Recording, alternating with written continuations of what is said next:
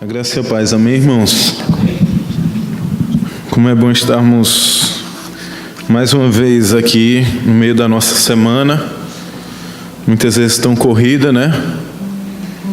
Mas é um privilégio podermos parar em meio a essa correria, em meio a todo esse ativismo, essa canseira, e termos este momento com o Senhor para ouvir a sua voz e para que coloquemos as nossas necessidades diante dele.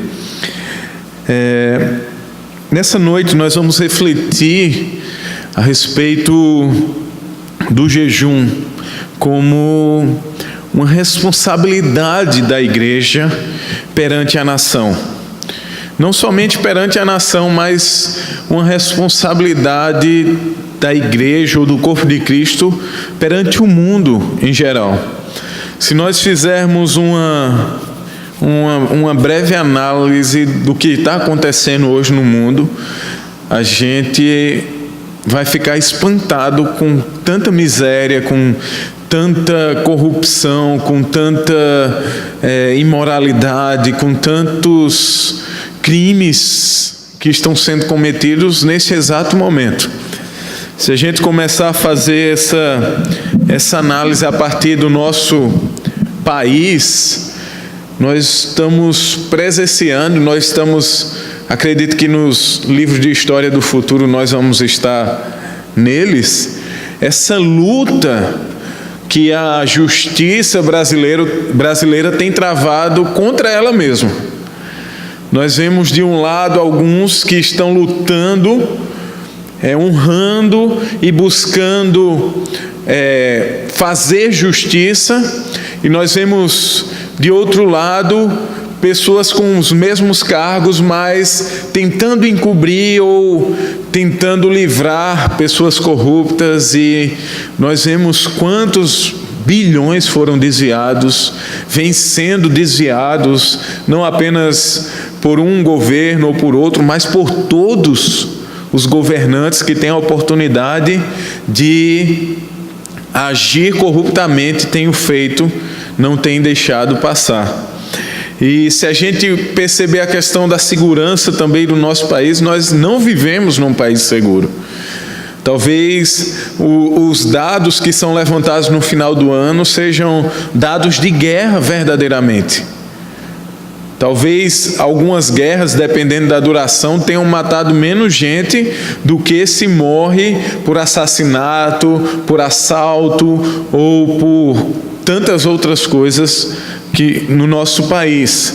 Se a gente sair um pouco do Brasil, a gente vai se deparar com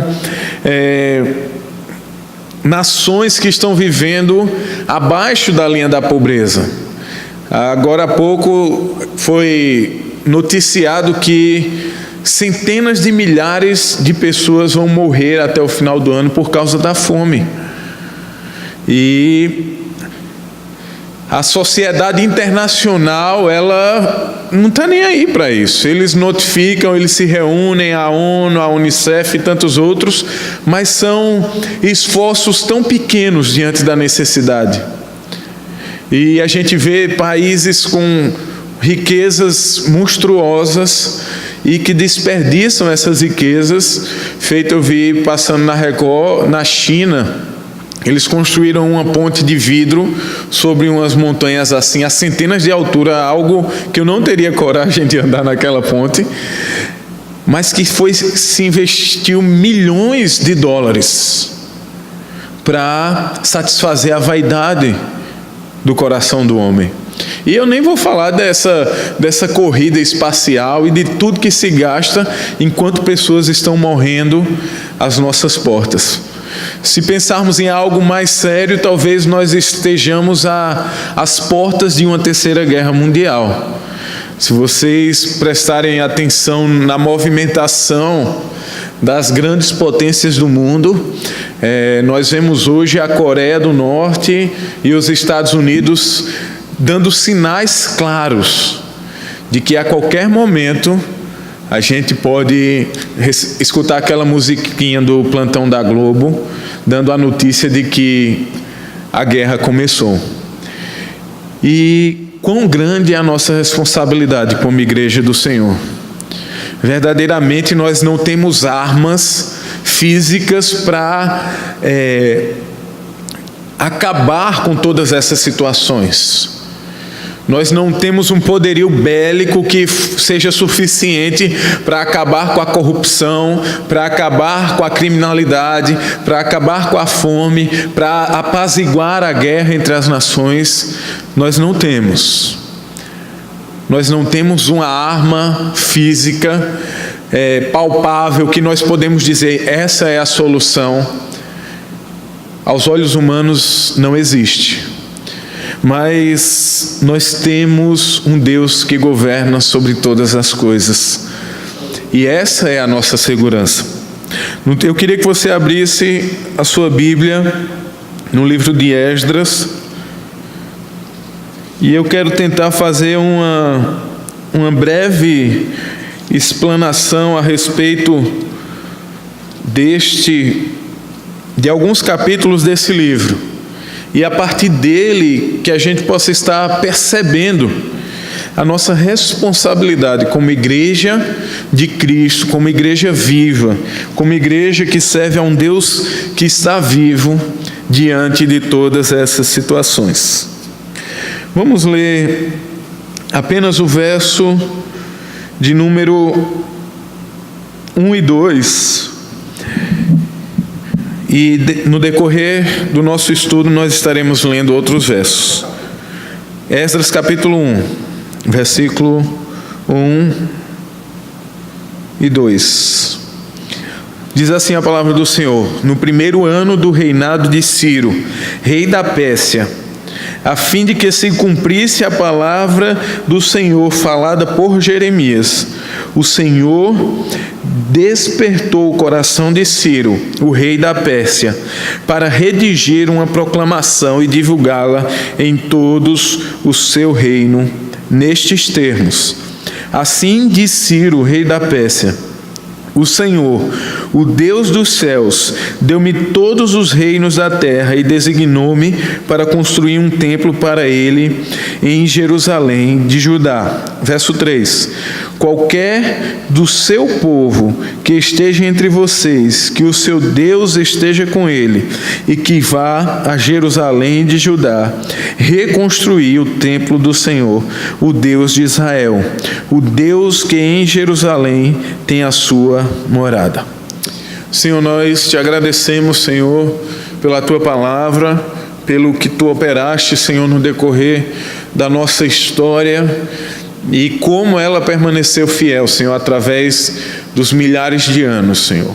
Nós te louvamos porque tu continua agindo no meio do teu povo, no meio da tua igreja, e te pedimos que tu desperte o nosso coração nessa noite, para percebermos verdades essenciais para a nossa vida como igreja. É o que nós pedimos em nome de Jesus. Amém. Meus irmãos, para a gente entender o que estava acontecendo, ou o que seria relatado, o que vai ser relatado por Esdras nos capítulos seguintes, a gente vai ver que o livro de Esdras foi escrito retrata a história do cativeiro na Babilônia. O povo tinha passado mais ou menos 30 anos cativo na Babilônia. Eles estavam ali, tinham sido tirados da sua terra, e a gente vê que isso era uma prova do juízo de Deus. A gente estudou no livro de Juízes, que o que é que acontecia? Deus levantava o povo desobedecia, Deus mandava o juízo, e Deus depois levantava um juiz para libertar o povo. E essa era a maneira como Deus estava trabalhando com o seu povo. E durante 30 anos o povo passou cativo na Babilônia. E o que é que acontece? No relato do capítulo, dos versículos que nós lemos, fala que o rei, quem foi o rei? Ciro, ele foi incomodado, ele foi despertado por Deus. E ele manda o povo de volta para a sua terra.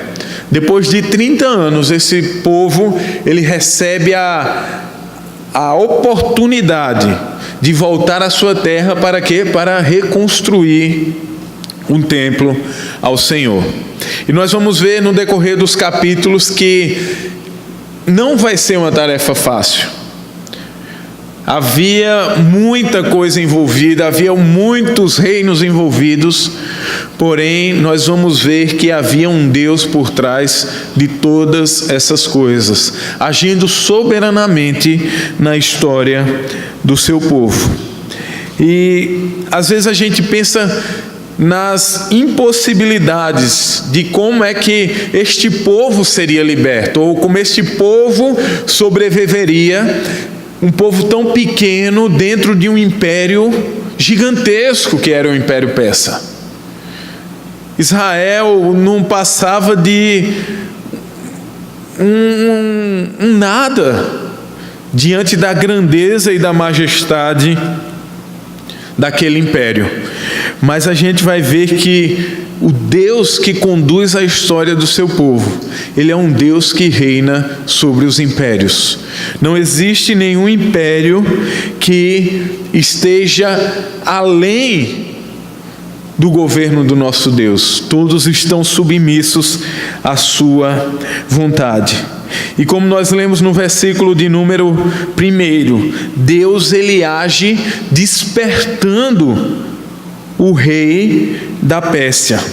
Deus ele despertou o espírito de Ciro. Deus ele agiu sobre a vontade, ele agiu sobre a mente de Ciro e fez com que o rei mais poderoso do mundo libertasse o seu povo. Ciro naquele momento ele era a autoridade máxima.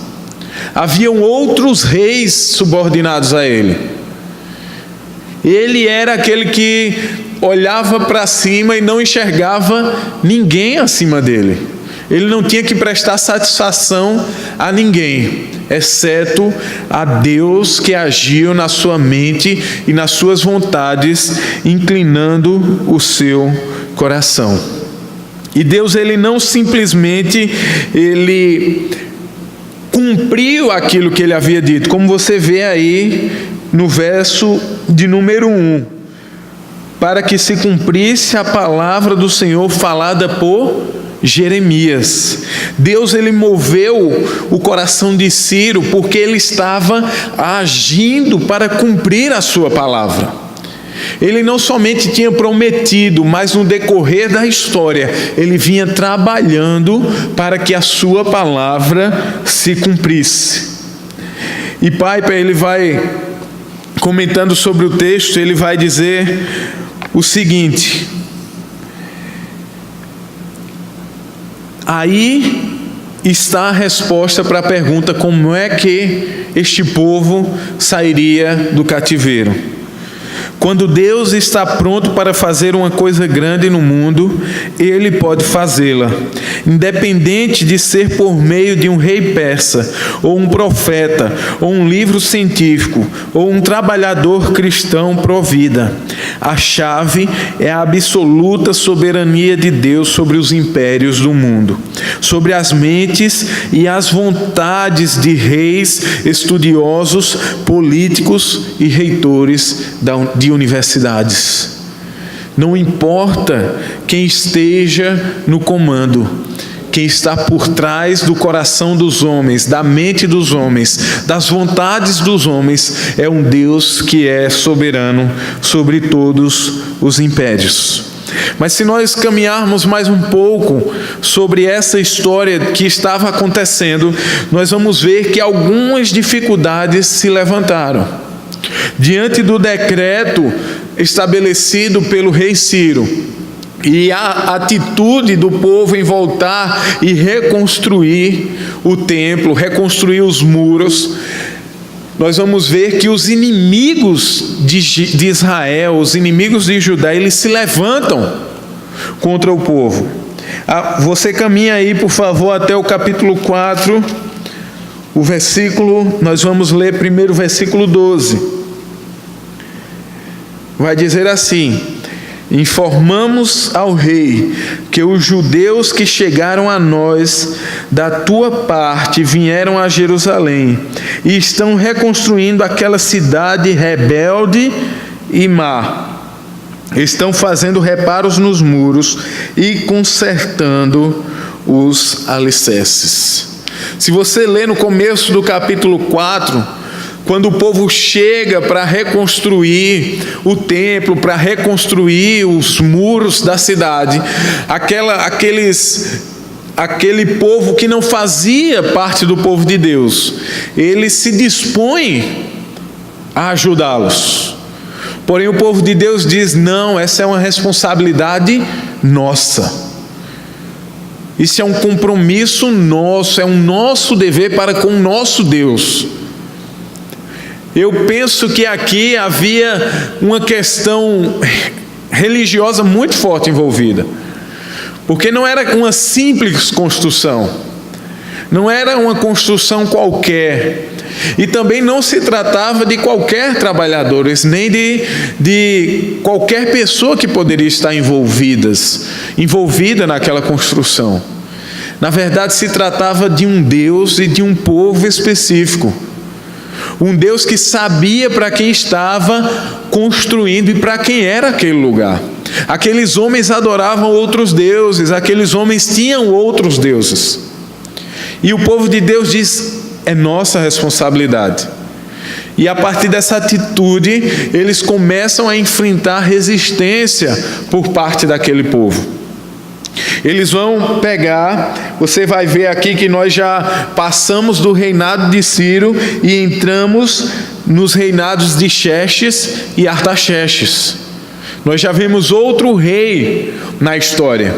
E o que é que acontece? Este povo inimigo dos judeus, eles vão escrever para o rei relatando isso. E como diz no verso 12, eles dizem que, olha, esse povo que está reconstruindo a cidade é um povo rebelde, é um povo de índole má.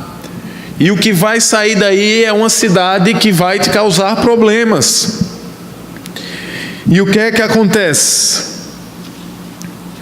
Os planos, assim que o rei lê aquela carta, ele responde e aparentemente os planos que haviam sido estabelecidos por Deus e prometidos pelo profeta Jeremias haviam sido frustrados.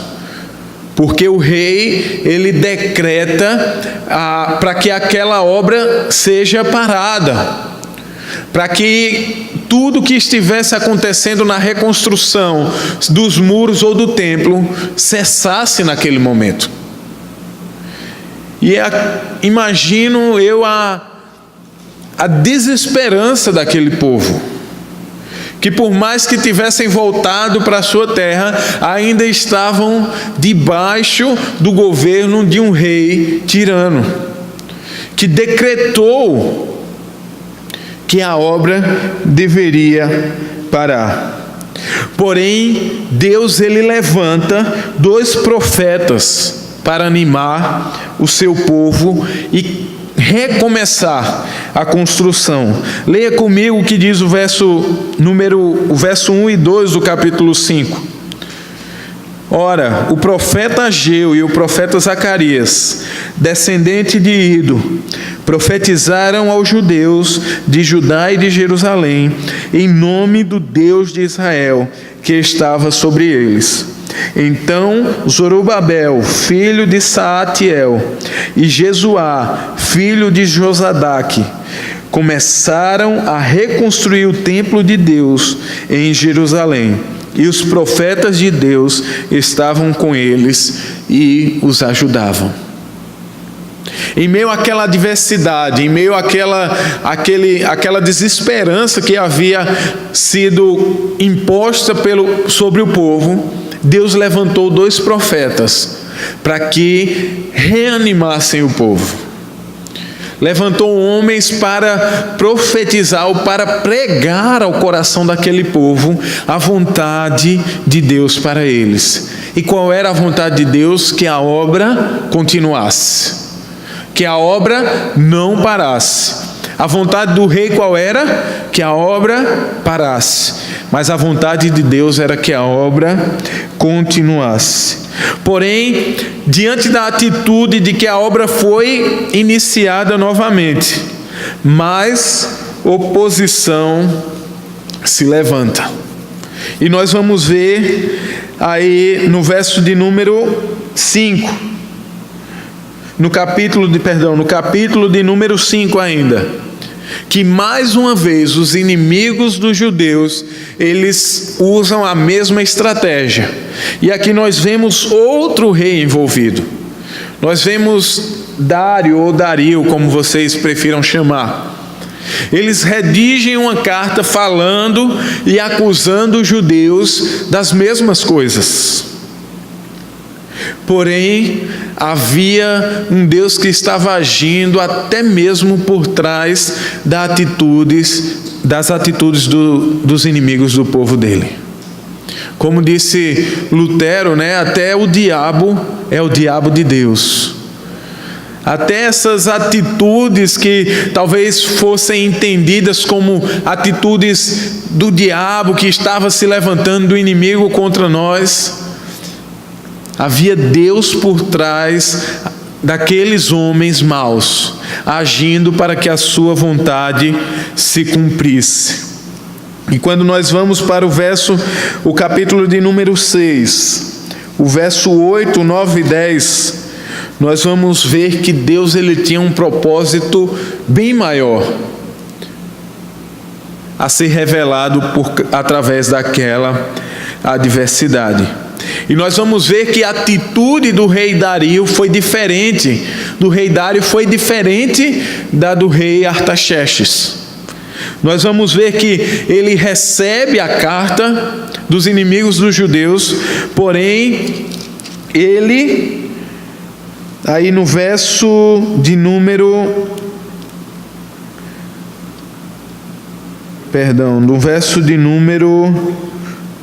8, vai falar a respeito da carta, exatamente, mas eu queria a resposta, eu não anotei aqui, mas a resposta do rei, ele levanta, ele faz um censo para saber o que é que tinha acontecido anteriormente. Ele vai procurar saber como os outros reis haviam agido, e ele vai até o decreto dado por Ciro, que foi o que nós lemos no início, no capítulo 1. E ao ver aquele decreto, ele vai falar justamente o que está no versículo 8 do capítulo 6. Vamos ler a partir do 7. Ele vai dizer: não interfiram na obra que se faz nesse templo de Deus. Deixem o governador e os líderes dos judeus reconstruírem esse templo de Deus em seu antigo local. Verso 8: além disso, promulgo o seguinte decreto a respeito do que vocês farão por esses líderes dos judeus na construção desse templo de Deus. As despesas desses homens serão integralmente pagas pela tesouraria do reino, do tributo recebido do território a oeste do Eufrates, para que a obra não pare. E o que for necessário, novilhos, carneiros, cordeiros para os holocaustos oferecidos ao Deus dos céus, e trigo, sal, vinho e azeite, conforme for solicitado pelos sacerdotes em Jerusalém, tudo deverá ser entregue diariamente a eles, sem falta, para que ofereçam sacrifícios agradáveis ao Deus dos céus e orem pelo bem-estar do rei e dos seus filhos. Nós vamos ver que Deus ele não estava agindo somente para que a obra continuasse, mas Deus levantou o próprio financiamento da obra. Talvez pastor Walter saiba, ele é construtor, que o que mais aconteceu agora nessa crise foi as obras pararem. Por quê? Porque não tinha dinheiro, não tinha recurso. Mas aquilo que aparentemente seria uma carta para destruir essa empreitada de continuar a construção, se tornou a ferramenta que Deus usou para dar continuidade à sua obra. E não somente isso, mas para manter a sua obra até o final. O povo persa, ou os inimigos do povo de Deus, eles não somente estariam, digamos assim, favoráveis à construção por causa do decreto, mas eles também manteriam a construção todos os dias. Todos os dias, qualquer necessidade levantada pelos sacerdotes deveria ser suprida por aquele povo. O que é que havia acontecido? Deus estava por trás daquela adversidade. O capítulo 6, o verso 22, vai responder melhor essa pergunta. O que aconteceu?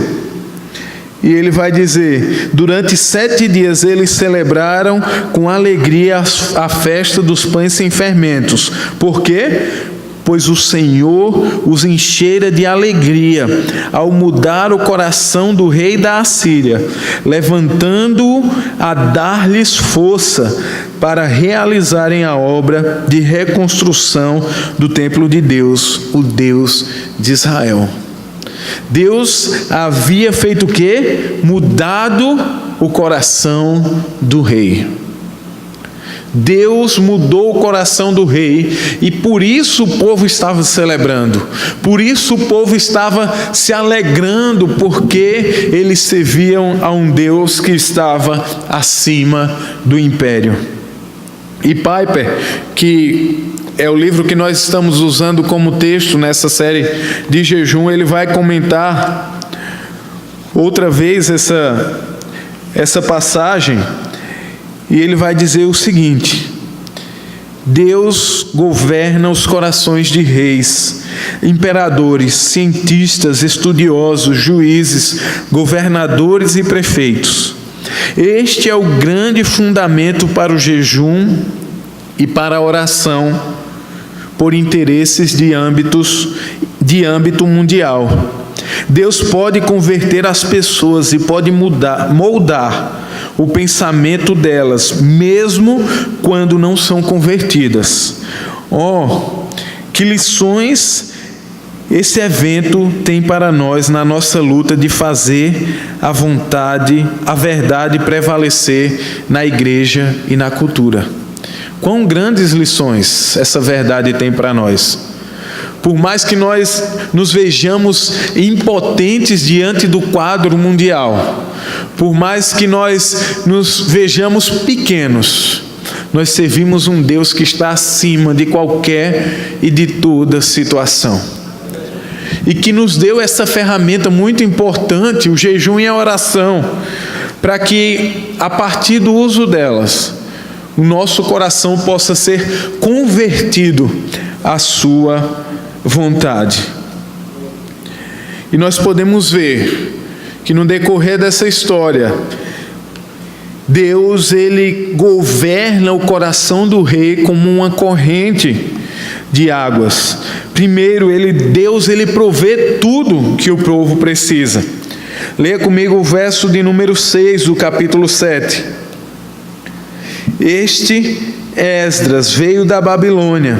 Era um escriba que conhecia muito a lei de Moisés dada pelo Senhor, o Deus de Israel.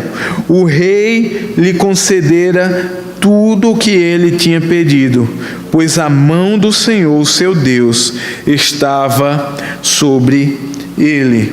E o verso de número 27, do mesmo capítulo 7, ele vai dizer: bendito seja o Senhor, o Deus de nossos antepassados, que pôs no coração do rei o propósito de honrar desta maneira o templo do Senhor em Jerusalém.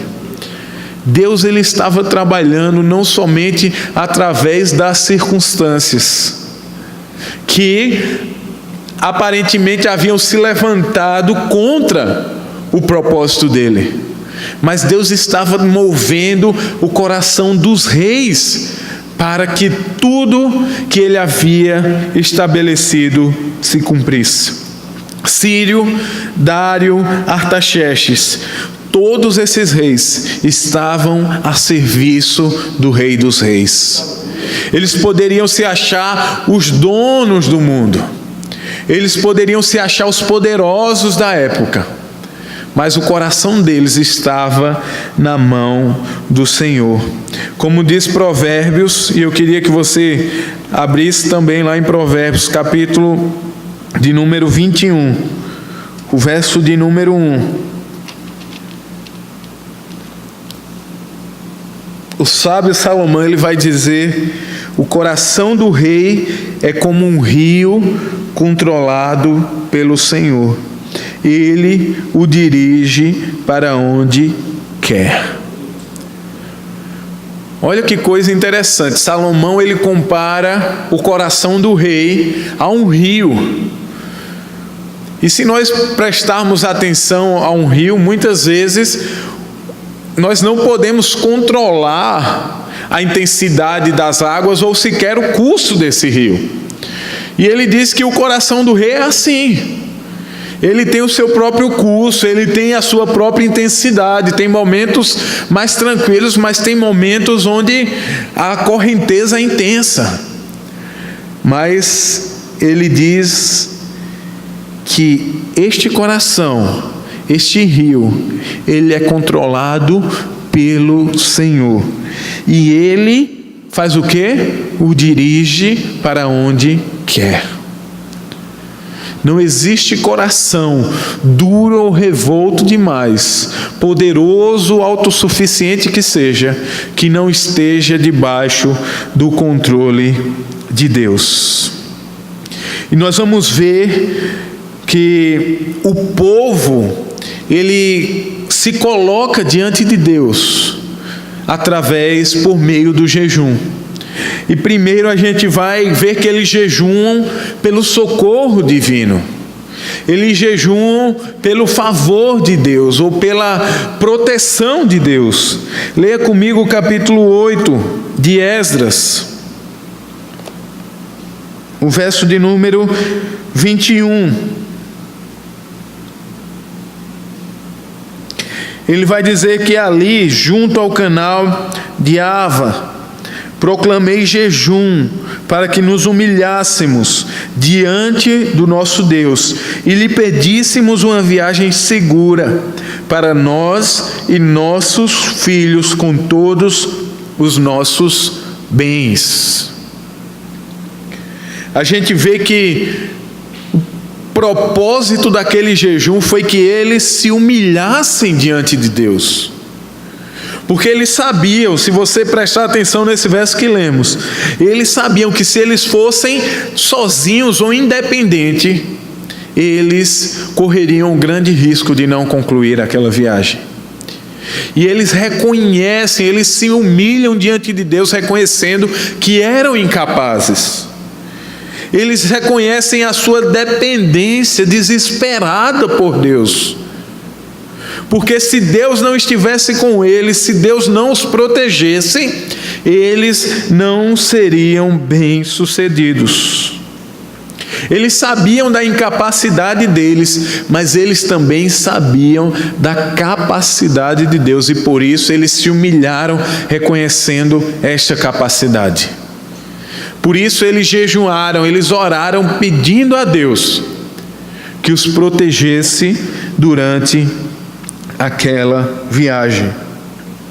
E no verso 22 ele vai dizer: tive vergonha de pedir soldados e cavaleiros ao rei, para que nos protegessem dos nossos inimigos na estrada, pois lhe tinha dito: a mão bondosa do nosso Deus está sobre todos os que o buscam, mas o seu poder e a sua ira são contra todos os que abandonam.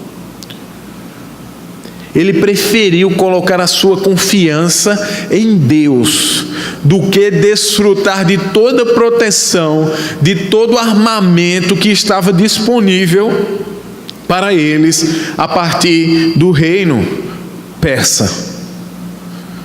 Eles poderiam ter todo o exército protegendo eles naquela viagem, mas ele confia a sua segurança no Deus que está no controle de todas as coisas. Ele prefere confiar no Deus que está acima do rei mais poderoso, que por mais que não fosse visível, estava agindo em todas as coisas para o seu povo. E por fim eu queria ler essa última citação de Piper. Ele vai dizer o seguinte: o jejum para Esdras não era apenas uma expressão de humildade e desespero. Era uma expressão de desejo por Deus com uma seriedade de vida e morte. Jejum anda junto com a oração, com toda a sua fome por Deus, e diz: nós somos incapazes de ganhar essa batalha. Nós somos incapazes de mudar corações e mentes. Nós somos incapazes de mudar a cosmovisão, transformar a cultura e salvar 1,5 milhão de crianças que são mortas, que são abortadas todos os anos. Nós somos incapazes de reformar o poder judiciário ou incentivar a legislatura ou mobilizar a população dormente. Nós somos incapazes de curar as intermináveis feridas de ideologias impiedosas e seus efeitos sangrentos. Mas, ó Deus, o Senhor é capaz. Diante das nossas incapacidades, nós podemos olhar para o Deus que servimos e dizer: o Senhor é capaz. E que através do jejum, através da oração, nós possamos fazer isso. Reconhecer a nossa incapacidade, reconhecer as nossas limitações, reconhecer toda a nossa falta de habilidade para resolver qualquer situação dessas que está acontecendo, e se prostrar diante do Deus que tem o controle de todas as coisas. Como igreja, nós precisamos nos colocar diante do Senhor, de joelho, nos humilhando, para que o Senhor esteja agindo em todas essas situações de caos que está acontecendo no mundo.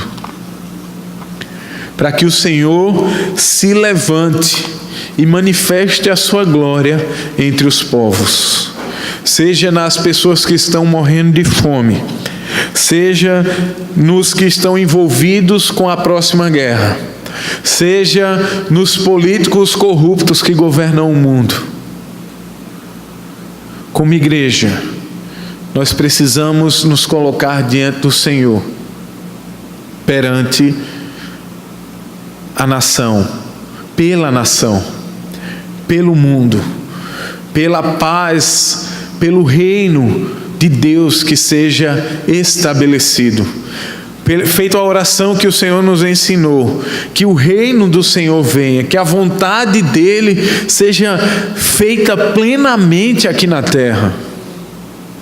Vamos baixar nossa cabeça. Eu queria convidar a irmã Eliane para que nós estejamos cantando mais uma vez essa canção que diz: digno és de glória.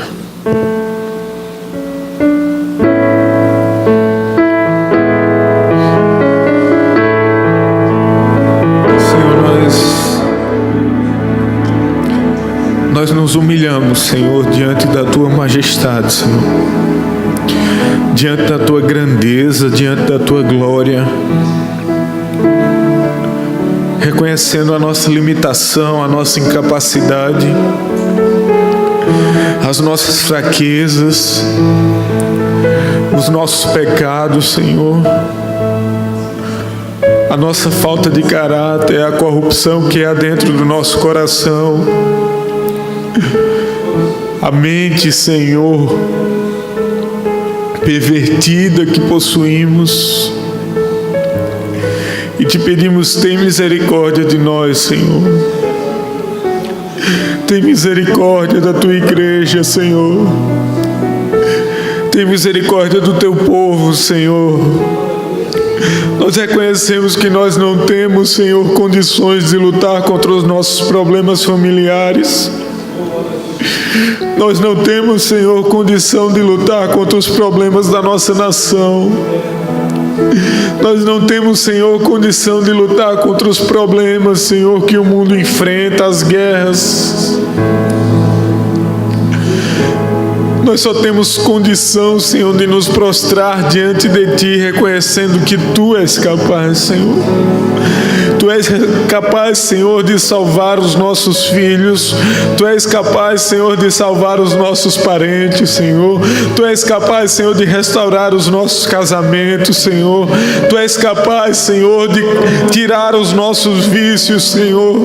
Tu és capaz, Senhor, de mudar o nosso coração, Senhor. Tu és capaz de quebrar o nosso orgulho, a nossa vaidade, a nossa soberba, Senhor. Assim como Tu moveste o coração daqueles reis, Senhor, para cumprir a Tua vontade, nós Te pedimos, move o nosso coração para a Tua vontade, Senhor. Mesmo em meio às adversidades, mesmo em meio aos nossos inimigos, que muitas vezes somos nós mesmos, Senhor. Manifesta a Tua glória através da nossa vida, Senhor. Manifesta a Tua glória, Senhor, através da vida da Tua igreja. Não somente aqui no bairro dos Estados, Senhor, mas a Tua igreja espalhada em toda a face da terra, Senhor. Que o Teu povo, Senhor, se humilhe, Senhor, diante da Tua poderosa mão, Senhor, e contemple o Senhor agindo em todas as nações, Senhor.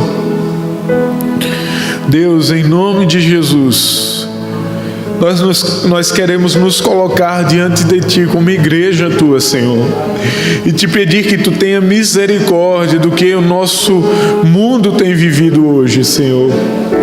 Quantas pessoas estão sofrendo por causa da impiedade, das injustiças, Senhor, da fome, da miséria, do desejo por poder de homens maus, Senhor. Tem misericórdia dessas pessoas, Senhor. Tem misericórdia, Senhor. Tem misericórdia daqueles que estão perdendo seus filhos, seus parentes. Tem misericórdia daqueles que estão morrendo sem ter o que comer. Tem misericórdia daqueles, Senhor, que estão sendo mortos, Senhor, por pessoas que estão dando a sua própria vida por falsos deuses. Tem misericórdia, Senhor, porque se uma nova guerra surgir, Senhor, muitos irão perecer em meio ao orgulho desses homens, Senhor, impiedosos. Levanta a Tua igreja, Senhor. Levanta a Tua igreja, Senhor, em oração, em jejum, em intercessão por este mundo, Senhor, que ainda desfruta da Tua misericórdia, Senhor. Continua a agir de misericórdia, Senhor. Nós Te pedimos, não nos deixe, Senhor, andar sobre os nossos próprios caminhos, as nossas próprias vontades, Senhor. Continua levando a nossa mente, o nosso coração cativo a Ti. É o que nós Te pedimos, Senhor. Porque grande és Tu, Tu faz maravilhas, não há outro além de Ti, Senhor. Nós queremos cantar isso mais uma vez.